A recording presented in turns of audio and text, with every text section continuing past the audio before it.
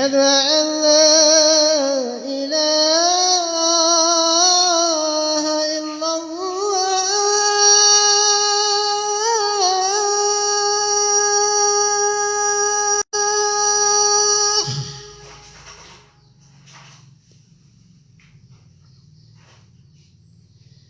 أشهد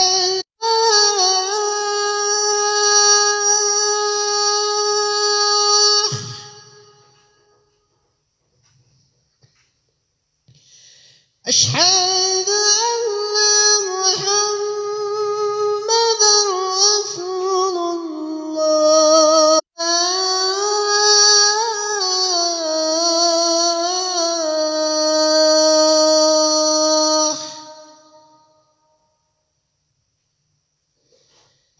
حي على الفلاح.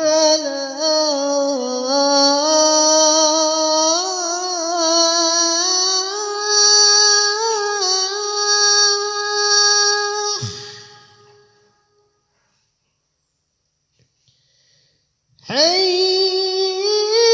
على الفلاح.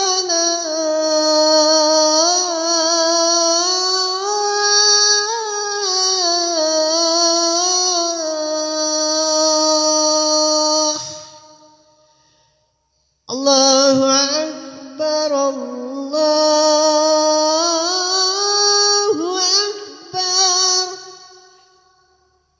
لا إله إلا الله.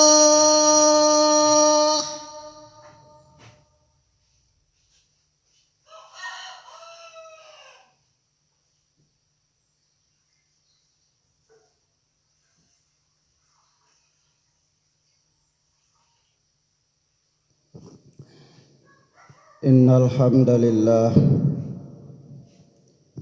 نحمده ونستعينه ونستغفره ونعوذ بالله من شرور أنفسنا ومن سيئات أعمالنا. من يهده الله فلا مضل له ومن يضلل فلا هادي له. أشهد أن لا إله إلا الله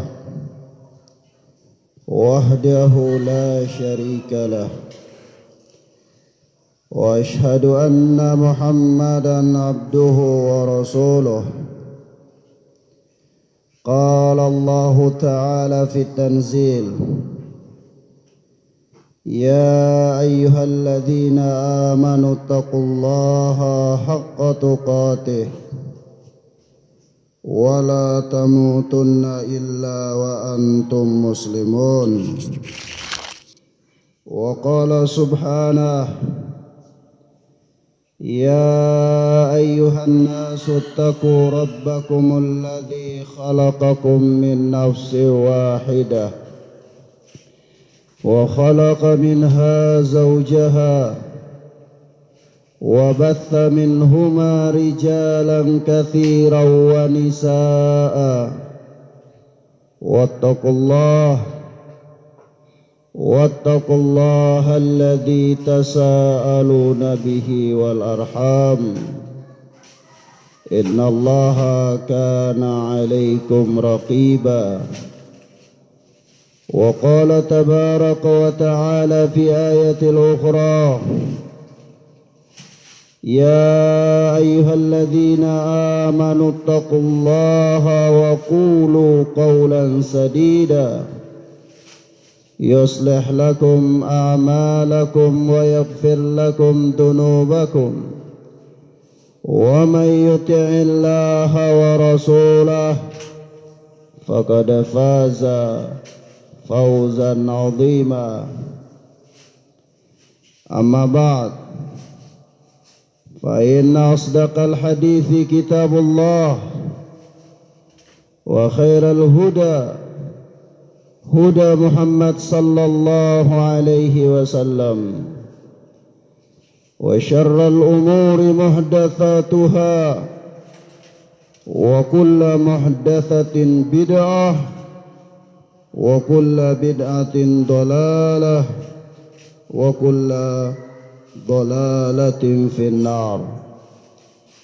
أيها المسلمون عباد الله، jamaah salat Jumat, hamba-hamba Allah, Azzani Allah wa iyyakum, yang mudah-mudahan dimuliakan oleh Allah Tabaraka wa Ta'ala. Sadar maupun tidak, pada akhir-akhir ini kita telah hidup pada satu dekade. Kita hidup pada satu masa di mana terjadi berbagai macam musibah dan malapetaka menimpa kita. Fitnah dan ujian datang silih berganti.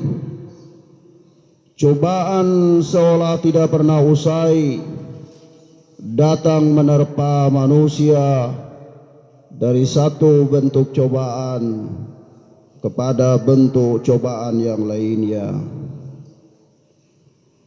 Dan bahkan kalau kita menurung hadis-hadis Rasulullah sallallahu alaihi wasallam, maka kita dapati sebuah hadis yang diriwayatkan oleh Al-Imam Bukhari rahimahullah di dalam sahihnya, di mana Rasulullah sallallahu alaihi wasallam pernah bersabda, "Innakum satalqawna ba'di atharatan fasbiru hatta talqawni 'alal haud." Sesungguhnya kalian benar-benar nanti sepeninggalku akan menjumpai atharah. Dijelaskan oleh para ulama, yang dimaksudkan dengan atharah adalah sifat individualis, mementingkan diri sendiri yang ada pada para penguasa. Mereka menuntut hak-hak mereka, tetapi mereka tidak memberikan kewajiban-kewajiban mereka kepada rakyatnya. Sungguh, sepeninggalku nanti kalian akan mendapati masa-masa demikian. Maka kata Rasulullah, fasbiru, bersabarlah oleh kalian, hatta talqawni 'alal haud, sampai kalian berjumpa denganku di telaga, kata Rasul. Ma'asyiral muslimin, memang kesabaran ketika seseorang dirampas haknya, kesabaran ketika seseorang tidak diberikan hak-haknya, sementara dituntut darinya untuk menunaikan kewajiban-kewajibannya, adalah merupakan kesabaran yang dahsyat. Kesabaran yang tidak bisa dijalani kecuali orang-orang yang memang dirahmati oleh Allah. Kesabaran yang memang membutuhkan kekuatan ekstra dalam menahan diri. Sebab itu, orang-orang yang bersabar dalam keadaan demikian, Rasulullah sallallahu alaihi wasallam memotivasi mereka. Kata beliau, fasbiru hatta talqawni 'alal haud, bersabarlah kalian sampai kalian berjumpa denganku di telagaku. Maka ma'asyiral muslimin, sadar atau tidak sadar, kita telah melewati dan bahkan kita telah menjumpai masa-masa di mana penuh tipu daya, masa-masa di mana terjadinya berbagai macam fitnah. Apakah itu Fitnah berupa tipu daya dari para penguasa, ataukah fitnah yang datangnya dari lingkungan dan tempat di mana kita berada, atau musibah dan ujian yang Allah berikan secara langsung di permukaan bumi ini. Apakah itu gempa, ataukah tsunami, ataukah musibah dan fitnah kelaparan, kekeringan, dan seterusnya dari ujian-ujian yang Allah berikan kepada manusia. Dan sungguh kalau kita memperhatikan ayat-ayat Allah, maka kita dapati sekian banyak di dalam ayat-ayat Allah Subhanahu wa ta'ala yang telah mengisyaratkan kepada kita akan hal tersebut dan memberikan kepada kita bimbingan sehingga kita mampu introspeksi diri dan keluar dari musibah dan malapetaka tersebut. Taruhlah apa yang difirmankan oleh Allah Subhanahu wa ta'ala dalam surat Ar-Rum ayat yang ke-41. Allah tabaraka wa ta'ala berfirman, A'udzu billahi as-sami'il 'alim minasy syaithanir rajim min hamzihi wa nafthihi wa nafthihi. Dhahara al-fasadu fil barri wal bahri bima kasabat aydin nas liyudhiqahum ba'dha alladhi 'amilu la'allahum yarji'un. Telah tampak kerusakan di daratan dan di lautan disebabkan karena ulah perbuatan tangan-tangan manusia, liyudhiqahum ba'dha alladhi 'amilu, yang demikian itu agar Allah Subhanahu wa ta'ala merasakan kepada mereka sebahagian dari akibat perbuatan mereka, la'allahum yarji'un, yang dengan itu mudah-mudahan mereka kembali ke jalan yang benar. Perhatikan di dalam ayat yang mulia ini Allah Subhanahu wa ta'ala mengabarkan kepada kita bahwa terjadi kerusakan. Apakah kerusakan itu di daratan atau di lautan? Yang mana sebab-sebab kerusakan itu tidak lain kecuali datang dari diri-diri manusia itu sendiri. Ulah mereka, perbuatan mereka, kedurhakaan mereka, penyelewengan mereka, dan seterusnya. Lalu Allah Subhanahu wa ta'ala mengetuk alam sadar mereka dengan mengirimkan kepada mereka bencana dan ujian. Allah berikan kepada mereka musibah, Allah datangkan kepada mereka ujian demi ujian. Lalu Allah katakan, la'allahum yarji'un, semoga dengan ujian itu dapat mengetuk kesadaran mereka. Semoga dengan ujian, musibah dan malapetaka yang datang menimpa diri mereka itu mampu menyadarkan mereka dari kealpaan mereka, mampu membangkitkan mereka dari kelalaiannya, mampu menyadarkan mereka dari tidur mereka yang panjang dalam kedurhakaan mereka kepada Allah. Dan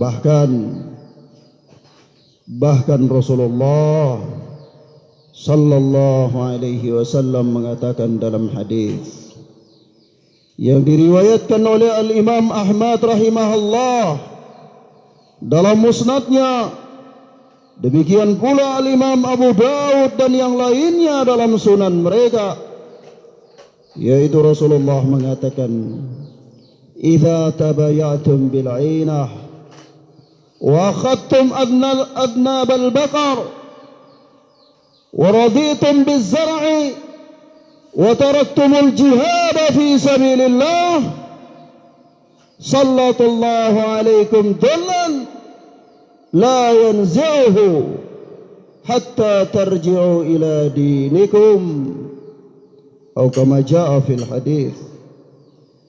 Apabila kalian telah berjual beli dengan jual beli riba, kalian telah berjual beli dengan mempraktekkan transaksi ribawi, yaitu al-ina, salah satu jenis dari jenis-jenis riba, dan kalian sudah memegang ekor-ekor ternak, ya ini kalian lebih mementingkan peternakan-peternakan tersebut, dan kalian ridho terhadap pertanian-pertanian kalian, usaha, pekerjaan, dan apapun yang kalian kerjakan untuk mendapati kehidupan dunia adalah nomor wahid dalam pandangan kalian. Sehingga taraktumul jihad fi sabilillah, kalian meninggalkan berjuang di jalan Allah, meninggalkan berjihad di jalan Allah, dalam tanda kutip, karena jihad tidak selamanya berarti berperang. Tetapi kalian meninggalkan perjuangan di jalan Allah, maka apa akibatnya? Kata Rasulullah sallallahu alaikum tullan, Allah akan menimpakan kepada kalian kehinaan dan kehancuran. Jadi kalaulah kalian, wahai kaum muslimin, ayuhan nas, kalaulah kalian hidup dalam keadaan terhina, kalaulah kalian hidup dalam keadaan terpuruk, kalaulah kalian hidup dalam keadaan bercerai-berai, tidak lain dan tidak bukan, semua itu adalah akibat dari ulah perbuatan kalian. Allah tabaraka wa ta'ala akan menimpakan kehinaan dan kehancuran kepada kalian. Kalian akan dihinakan oleh Allah, kalian akan dihinakan oleh musuh-musuh kalian, dan kalian akan dihancurkan. La yanzi'uhu, dan Allah tidak mencabut kehinaan itu dari kalian. Kalian dari hari ke hari, dari zaman ke zaman, dari saat ke saat, dari waktu ke waktu, kalian tetap berada dalam kehinaan, keterpurukan dan kehancuran. Allah tidak mengeluarkan kalian darinya. Allah tidak mengangkat kehinaan dan kehancuran itu dari kalian, tidak. Hatta tarji'u ila dinikum, sampai kalian kembali kepada agama kalian, kembali kepada kitabullah, kembali kepada sunnah Rasulullah. Ini adalah kunci dan jalan keluar dari kehinaan dan keterpurukan umat. Sebagaimana Al-Imam Malik rahimahullah, Imam Darul Hijrah, beliau berkata, la yasluhu akhiru hadhihi al-ummah illa ma aslaha awwalaha.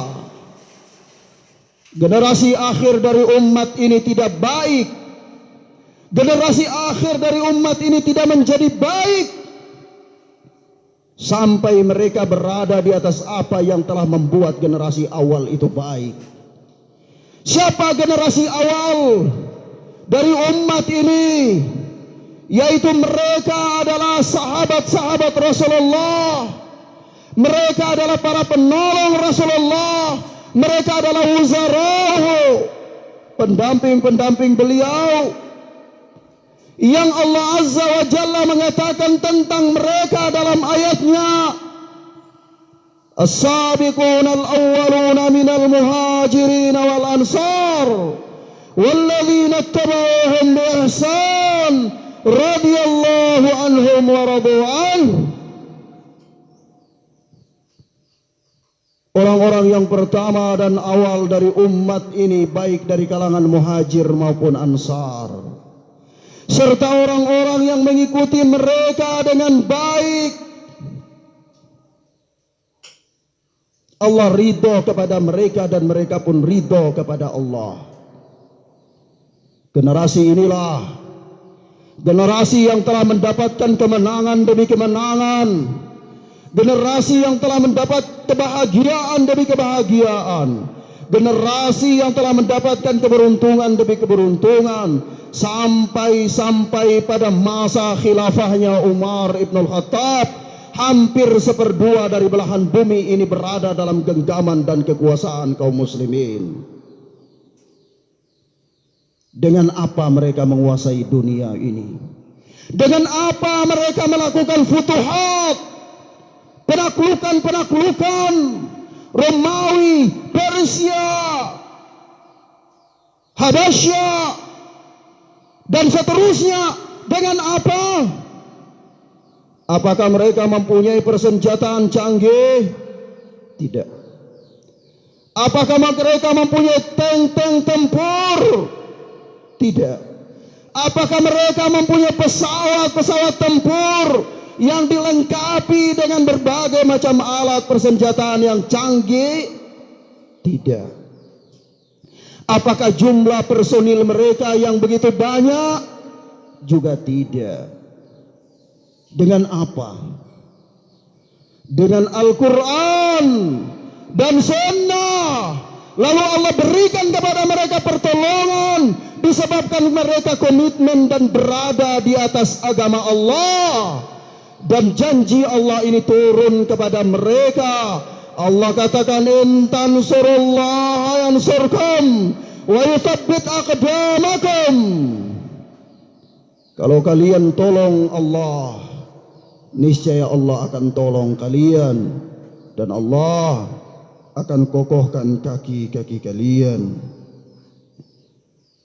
Masyiral muslimin, jamaah salat Jumat yang mudah-mudahan dimuliakan oleh Allah. Lagi-lagi Allah berfirman dalam surat Ar-Rum ayat yang ke-33. Allah katakan, wa idza massan nasa durru da'u rabbahum munibina ilaih thumma idza adaqahum minhu rahmatan idza fariqum minhum bi rabbihim yusyrikun. Lihatlah dan perhatikanlah keangkuhan manusia, kedurhakaan mereka, dan seolah-olah mereka bercanda dengan Allah. Yaitu Allah katakan, wa idza massan nasa durru, dan ketika manusia ini ditimpakan kepada mereka bencana, diberikan kepada mereka malapetaka, dikirimkan kepada mereka bahaya, tiba-tiba da'au rabbahum munibina ilaih. Mereka senantiasa dengan khusyuk kembali bertaubat kepada Allah. Kalau dia diberikan bencana, dia diberikan ujian, dia diberikan cobaan, maka dia kembali khusyuk kepada Allah, berdoa, menghambakan dirinya di hadapan Allah, meminta belas kasihan dari Allah. Tetapi thumma idza adaqahum minhu rahmatan, ketika Allah memberikan kepada mereka rahmat, Allah anugerahkan kepada mereka nikmat, Allah lepaskan mereka dari ujian, Allah berikan kebahagiaan kepada mereka, padahal itu baru sedikit saja yang Allah rasakan kepada mereka dari rahmat Allah yang begini luas dan banyak. Apa yang terjadi? Apakah mereka istiqamah terus beribadah kepada Allah? Apakah mereka tetap khusyuk menghamba di hadapan Allah, meminta belas kasihan kepada Allah, sebagaimana ketika mereka dikirimkan kepada mereka ujian dan malapetaka? Ternyata tidak. Yaitu Allah katakan, idza fariqum minhum bi rabbihim yusyrikun. Tiba-tiba sebahagian dari mereka kembali mempersekutukan Allah. Wal iyadu billah. Ketika manusia mendapatkan kelapangan, ketika manusia mendapatkan kebahagiaan, ketika manusia dilepaskan oleh Allah dari beban-beban hidupnya, diberikan kepadanya sedikit rizki dan karunia, dia lupa dengan Allah. Dia tidak ingat lagi bagaimana ketika dulunya dia menghamba, memelas, meminta belas kasihan kepada Allah.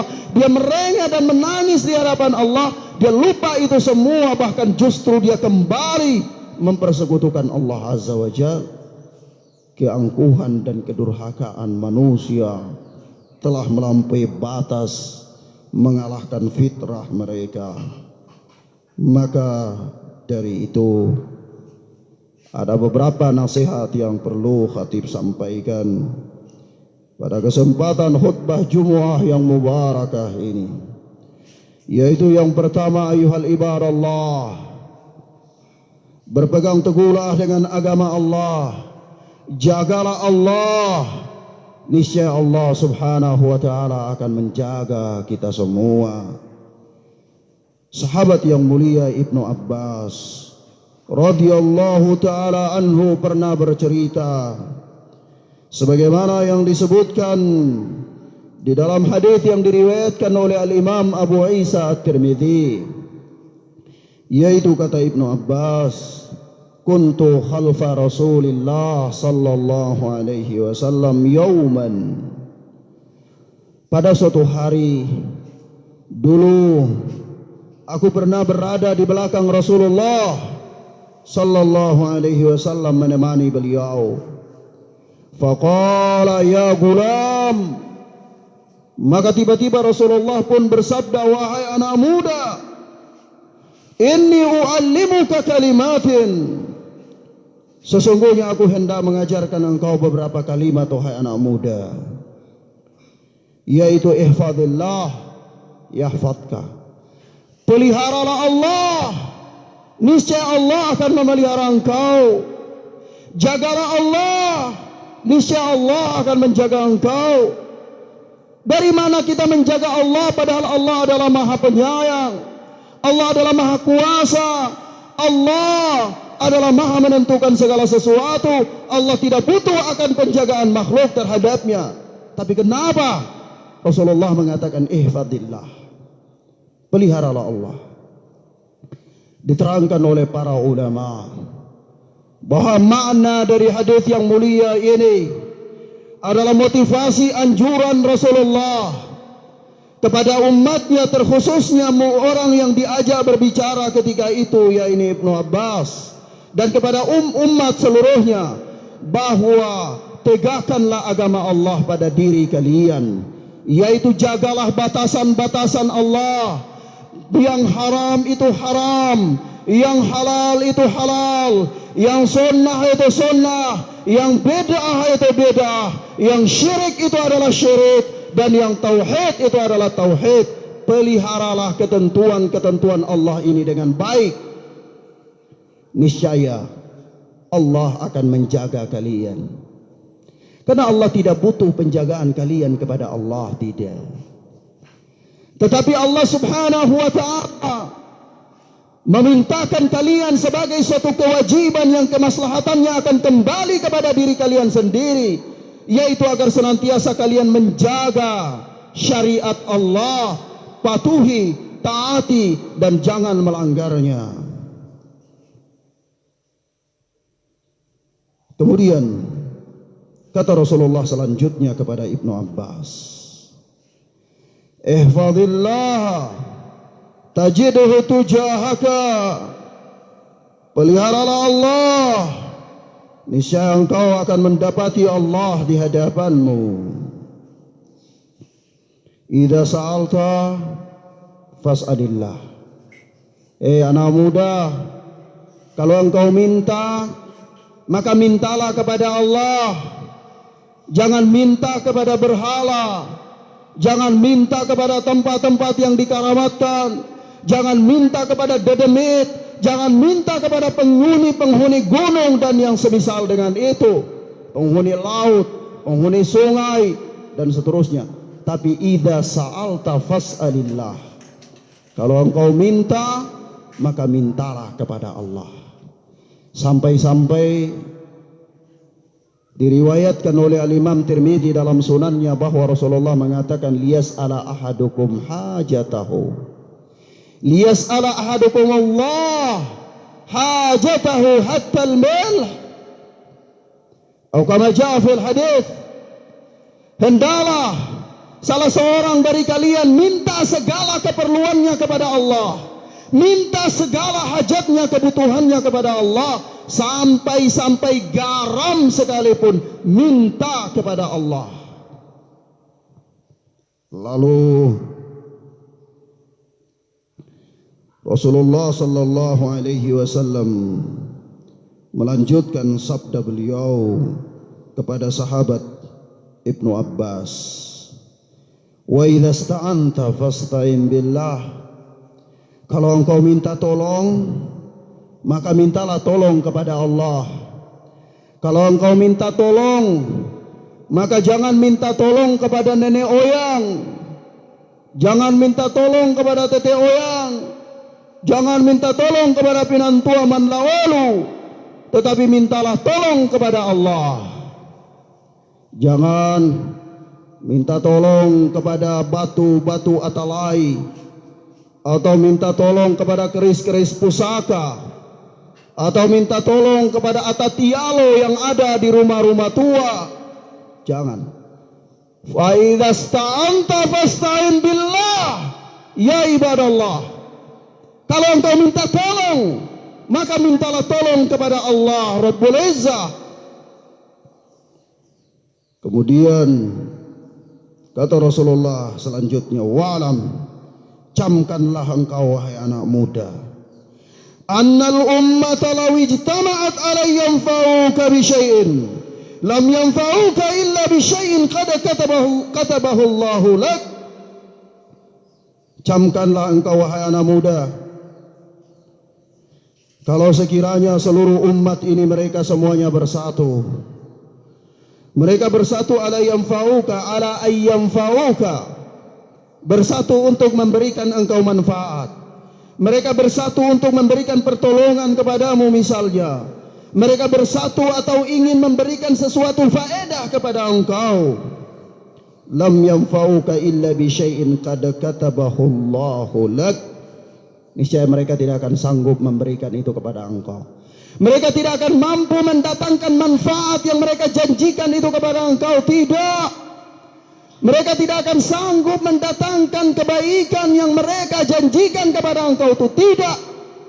Kecuali kebaikan yang memang telah ditetapkan oleh Allah itu menjadi milikmu. Kebaikan yang telah ditakdirkan oleh Allah itu adalah milikmu.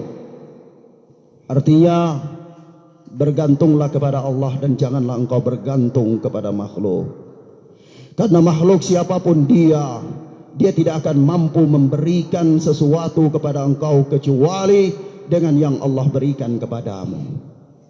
Kalau Allah menghalanginya, maka tidak ada seorang pun yang dapat memberikannya. Dan kalau Allah memberikannya, maka tidak ada seorang pun yang dapat mencegahnya. Masya Allah kana, wa ma lam yasha lam yakun. Apa yang Allah kehendaki itu pasti terjadi, dan yang tidak Allah kehendaki itu tidak akan terjadi. Kemudian Rasulullah melanjutkan sabda beliau, wala ijtama'u ala ayadurruka bi syai'in. Dan kalau sekiranya mereka benci denganmu, mereka tidak suka, lalu mereka bersatu ingin memberikan kemudaratan kepadamu, ingin membuat makar kepadamu, ingin mendatangkan bahaya kepadamu, niscaya lam yadurruka illa bi syai'in qad katabahu Allahu alaik. Niscaya mereka tidak akan mampu memberikan kemudaratan kepadamu. Mereka tidak akan mampu mendatangkan musibah kepadamu. Mereka tidak akan sanggup menggagalkan apa yang engkau hendak lakukan, kecuali memang itu telah ditetapkan oleh Allah bagimu. Kegagalanmu tidak berasal dari siapapun, tidak. Tetapi siapapun tidak bisa juga mendatangkan kegagalan kepadamu, tidak bisa. Kecuali memang kegagalan itu adalah bagian dari takdirmu. Ma'asyiral muslimin, perhatikan bagaimana pesan Rasulullah kepada sahabat yang mulia ini. Dan andai andai kaum muslimin menjadikan pesan ini sebagai bekal kehidupannya, dia berpribadi dengan kepribadian yang ada di dalam hadis yang mulia ini, niscaya kehidupannya akan bebas dari ketergantungan kepada makhluk. Niscaya tidak ada orang yang lebih besar baginya, tidak ada makhluk yang dapat memerintahkan dia lebih daripada perintah Allah tabaraka wa ta'ala. Dan kita tidak ada ketergantungan kecuali ketergantungan mutlak kepada Allah. Kemudian Allah subhanahu wa ta'ala mengatakan, وَمَنْ يَتَّقِ اللَّهَ يَجْعَلْ لَهُ مَخْرَجًا. Dan barang siapa yang bertakwa kepada Allah, niscaya Allah akan memberikan kepadanya jalan keluar dari setiap persoalan hidupnya. Maka dari itu, pada masa-masa fitnah, pada masa-masa kita diliputi dan dilanda oleh berbagai macam ujian dan malapetaka, maka jagalah Allah. Yang kedua, perbanyaklah beristighfar kepada Allah Azza wa Jal, memohonkan ampunan kepada Allah, karena istighfar adalah merupakan salah satu jaminan keamanan yang diberikan oleh Allah. Rasulullah sallallahu alaihi wasallam mengatakan, Anzalallahu alayya amanaini li ummati. Sesungguhnya Allah menurunkan kepadaku dua jaminan keamanan untuk umatku. Lalu beliau membaca firman Allah dalam surat Al-Anfal ayat yang ke-33, yaitu wa ma kana Allahu liyu'adzibahum wa anta fihim wa ma kana Allahu mu'adzibahum wa hum yastaghfirun. Dan Allah sekali-kali tidak akan mengadab mereka selama engkau wahai Muhammad sallallahu alaihi wasallam masih hidup di tengah-tengah mereka. Namun sekarang kebenaran Rasulullah itu tidak ada lagi. Rasulullah telah pergi meninggalkan kita 14 abad lebih yang lalu. Beliau telah diwafatkan oleh Allah. Lalu jaminan keamanan apakah yang ada pada kita? Maka tidak ada lagi tersisa jaminan keamanan yang pertama ini, karena Rasulullah tidak ada lagi bersama kita. Yang tersisa hanyalah jaminan keamanan yang kedua, yaitu kata Allah, wa ma kana Allahu mu'adzibahum wa hum yastaghfirun.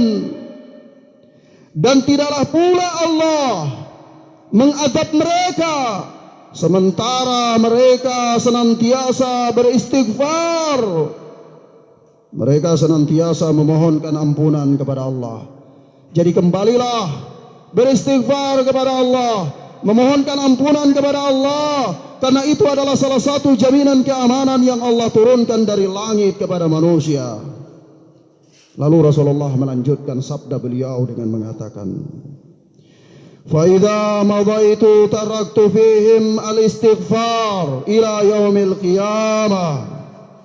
Dan bila aku telah meninggal, maka aku tinggalkan istighfar untuk mereka sampai hari kiamat.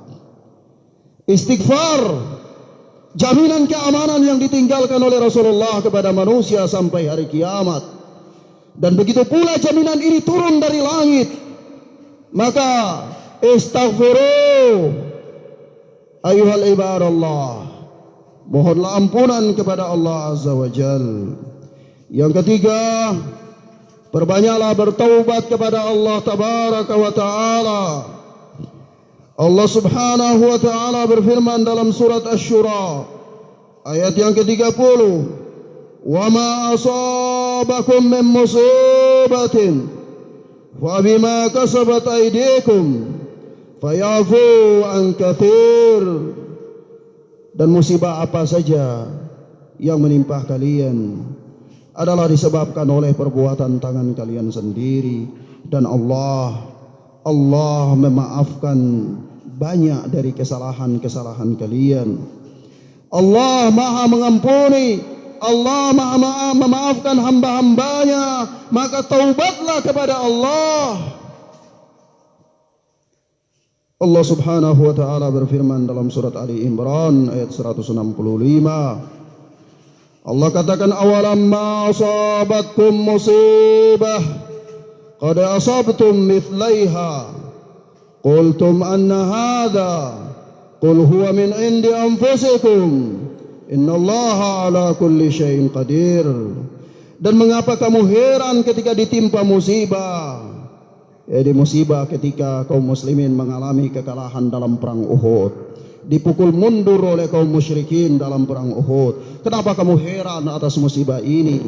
Padahal kamu telah menimpakan musibah 2 kali lipat kepada musuh-musuh tersebut, yakni di perang Badar. Lalu kamu berkata, dari mana datangnya kesalahan ini? Maka kata Allah, katakanlah, qul huwa min indi anfusikum. Kesalahan, kekalahan sehingga Allah memberikan kepada kalian musibah berupa kekalahan itu adalah bukan datang dari siapa-siapa, tetapi datang dari diri kalian sendiri. Innallaha ala kulli syai'in qadir. Sesungguhnya Allah maha kuasa atas segala sesuatu. Barakallahu fiikum.